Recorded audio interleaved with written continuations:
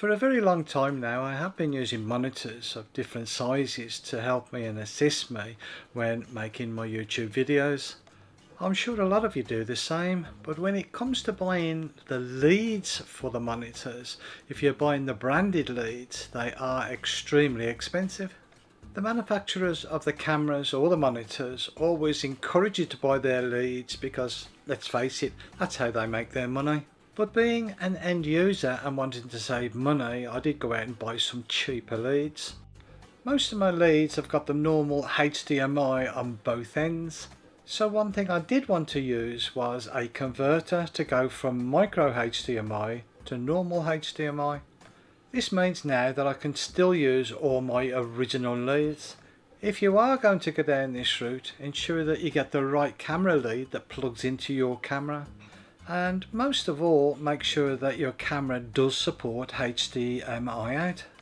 Once you've found out what socket you have got on your camera, it is then a simple matter of finding out the actual length of the lead that you are going to need. There are a multitude of leads, different lengths on both eBay and Amazon. In the past I bought expensive leads thinking they were going to be better, and also the cheapy leads which did exactly the same job. Some of the cheaper leads are a little thinner than the original leads. This is an advantage as they are more flexible. Where I make the videos here, I do move the camera and have other cameras dotted around the room, so the longer leads for me are more of an advantage than the shorter leads. This is simply my choice, but your requirements may be a lot different than what mine are. The one big advantage that I've noticed is that the monitors all seem to have the normal size HDMI socket on them.